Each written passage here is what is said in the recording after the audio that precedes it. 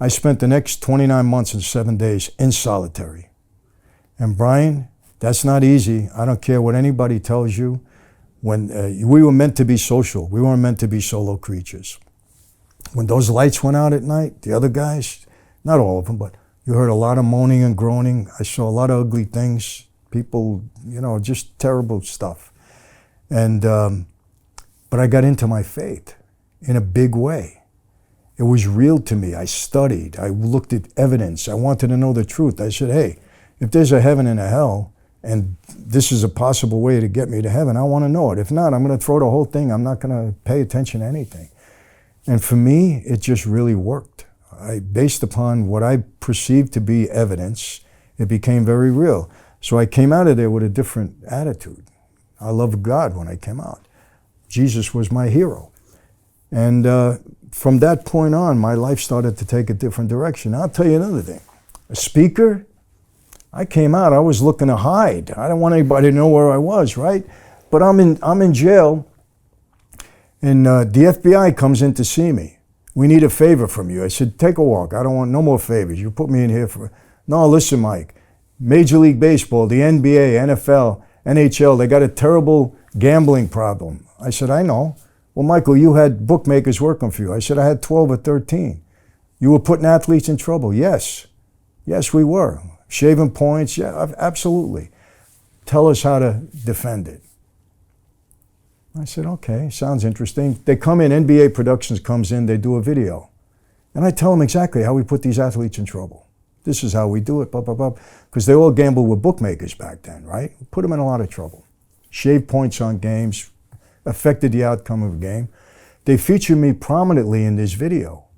Brian Gumbel was the MC. Pete Rose took upon it. They did a good job, and they showed it to all the players. Now I get out. Head of security for Major League Baseball, the NBA, come to me. Michael, this video is having an impact. Will you come and talk to our players? Because, Brian, let me tell you this. Steroids, all of that, problem. Gambling, they're really worried about. Because if games are fixed, it becomes like the old wrestling. It's like a farce. They don't want gambling to affect their players and all this kind of stuff. So since 1996, when I got out of jail, I went to every Major League Baseball team in spring training. The NBA rookies, I did them. Started doing the NFL. 1998, the NCAA calls me, Mike, take this message to our colleges. We got a lot of kids in trouble. I said, I know that. I spoke at over 350 universities in the past 25 years. I still do all the things. That's how I started speaking. It was like a backdoor thing to me. And then churches were calling me. My pastor, who was a wonderful, wonderful man, he used to send me money for my commissary. I only met the guy, he married her. I didn't even know him.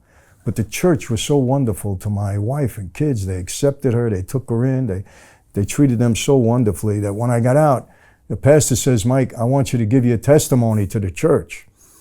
Brian, I didn't even know what he was talking about. Testimony. I said, I thought you did that from a witness stand, right? I didn't know what he was talking about. But I spoke at the church, and all of a sudden, churches are calling me. I mean, I don't even know how this happened, because I never planned it. So that's why when I say God had a different plan and a purpose for me, it's the truth. Because he used the whole first half of my life to set up what he's doing in my life now. 100%. It's not even a thought in my mind that it's any other thing. Because I don't claim credit for this. I wasn't come out and saying, I'm going to be a good guy now. I'm going to change the world. It just happened. It just happened. But the more I got into it, Brian, I really mean this with all my heart. There's a much better feeling in life to give than there is to receive. I got an email this morning. Michael, 25 years ago I met you. You changed my life. Just this morning. I get them every day. Now I'm a screenplay writer. I'm doing so well. I'm off the drugs. I didn't even know I've met the guy.